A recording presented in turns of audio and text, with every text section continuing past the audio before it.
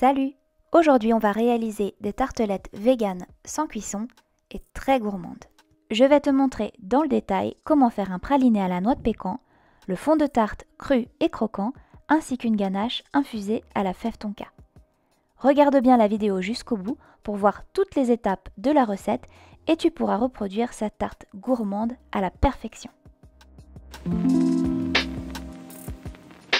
Je m'appelle Liv et sur Litchi & Sweets, je publie chaque dimanche mes meilleures recettes et techniques de pâtisserie pour réussir tes réalisations à la maison. N'hésite pas à t'abonner pour voir les prochaines vidéos. On commence la réalisation de la recette par le praliné au pécan. Je te montre ici la technique moderne pour faire un praliné. On va tout de suite voir la technique du caramel à sec et après je te montrerai la réalisation du praliné en lui-même.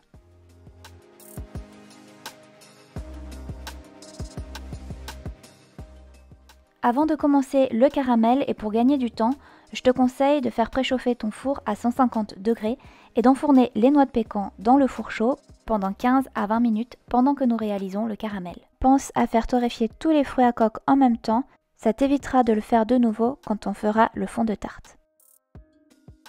Il y a 3 points importants pour réussir le caramel. Utilise d'abord une casserole à fond large pour bien étaler le sucre sur une fine épaisseur. Un autre point important, c'est de mettre le sucre sur feu doux, sinon il va très vite brûler. Et dernier point, ne pas mélanger le sucre. C'est seulement quand le sucre commence à caraméliser, en général c'est d'abord sur les côtés, que tu peux mélanger le caramel déjà formé en le poussant sur le sucre non caramélisé. Le but, c'est d'éviter d'avoir une surcuisson sur les côtés et une sous-cuisson au centre. Quand ton caramel est blond, verse-le sur un papier sulfurisé ou sur un tapis de cuisson et attends qu'il durcisse. Tu peux sortir les noix de pécan torréfiées en dehors du tapis et les laisser refroidir. Quand c'est refroidi, vient le moment de mixer ensemble le caramel et les noix de pécan torréfiées. On brise le caramel et on met le tout dans un mixeur avant de mixer jusqu'à obtenir une pâte. La consistance, c'est vraiment selon ta préférence et l'utilisation. Ici, on le veut assez coulant, alors je mixe jusqu'à avoir un praliné presque liquide. Surtout, tu mixes en plusieurs fois en faisant des pauses, car le mixeur peut vite surchauffer. Donc moi, en général, je mixe 30 à 45 secondes, je fais une pause de 20 secondes et ainsi de suite. Mais ça dépend vraiment des mixeurs, bien entendu. Le praliné pécan est prêt. On va pouvoir ajouter la fleur de sel et on peut mélanger à la cuillère. On ne va pas utiliser tout le praliné pécan dans cette recette, mais tu peux le conserver dans un bocal hermétique pour une prochaine utilisation. On passe à la réalisation des fonds de tarte. On vient plonger les dattes dans de l'eau chaude et on attend 30 minutes. Si ce n'est pas déjà fait, et pendant ce temps, on va faire torréfier les fruits à coque, c'est-à-dire les noix de pécan et les noisettes, pendant 15 à 20 minutes à 150 degrés. Quand les dattes sont bien ramollies, on va venir enlever les pépins. On récupère nos fruits à coque refroidis. Ici, je sélectionne ceux que je garde pour la décoration. Et on place le restant des fruits à coque avec les dattes dans le mixeur.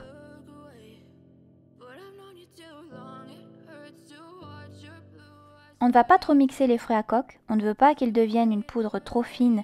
On va s'arrêter quand il reste encore quelques morceaux et on va venir ajouter de l'huile de coco que l'on a fait précédemment chauffer pour qu'elle soit liquide.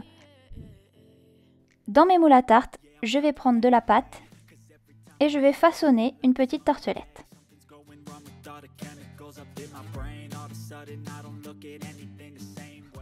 Et je fais la même chose pour toutes les tartelettes.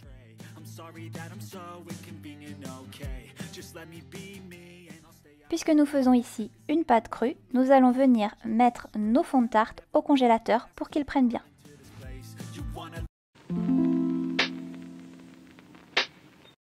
Passons à la réalisation de la ganache au chocolat et fève tonka.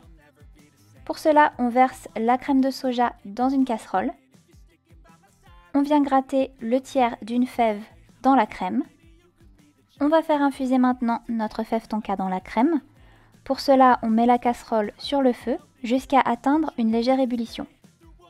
Une fois que c'est fait, on va couvrir la casserole de film plastique et on va laisser reposer, infuser pendant 15 minutes ou 20 minutes même.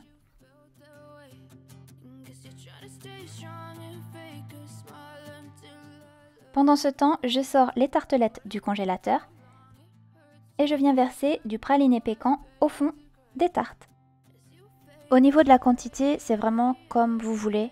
Sur l'exemple que je donne, il n'y en a pas énormément, vous pouvez en mettre un peu plus. Évitez d'en mettre trop, sinon ce sera vite trop lourd.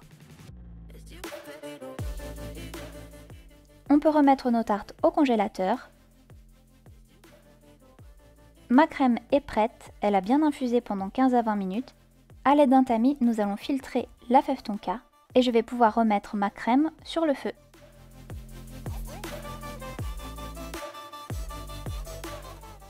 On va venir verser le sirop d'érable dans la crème, puis le chocolat. Et on va faire fondre tout ça. Vous voyez que j'ai utilisé un chocolat que j'ai déjà légèrement fait fondre auparavant au micro-ondes pour que ce soit plus facile. Voilà, je mélange à la maryse jusqu'à ce que mon mélange soit bien homogène.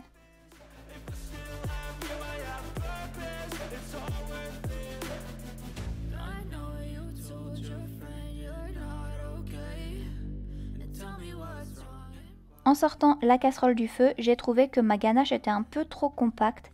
Donc j'ai rajouté une petite goutte de crème dedans, j'ai bien mélangé avec la maryse.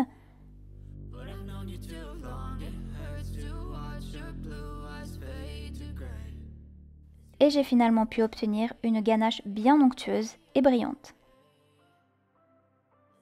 Je viens verser ma ganache dans une poche à douille.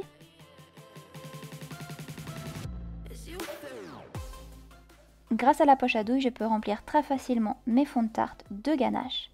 Et je viens lisser avec une petite palette.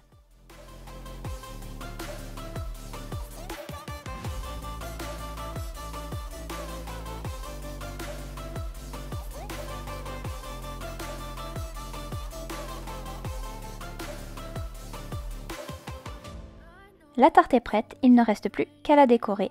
Pour cela, j'utilise des noisettes que j'ai précédemment fait torréfier et des noix de pécan. Le démoulage n'est pas très facile, mais si tu les mets au congélateur pendant 15 à 20 minutes, la pâte va se solidifier et tu pourras les démouler sans trop de problèmes. C'est ce que j'ai fait et ça fonctionne vraiment bien. Et voilà le résultat de mes petites tartelettes véganes. Avec les noisettes torréfiées, le chocolat, la noix de pécan, le praliné, c'est vraiment un délice. Voilà, je trouve ça sympa d'explorer de temps en temps d'autres types de cuisine et tant qu'on se régale, mais pourquoi pas. Je t'invite à voir ma vidéo sur les fondants sans beurre et comment remplacer le beurre en pâtisserie, ça peut t'intéresser. J'espère que cette recette t'a plu. N'oublie pas de t'abonner et liker la vidéo, ça m'aiderait énormément. À bientôt pour plus de gourmandise. Ciao!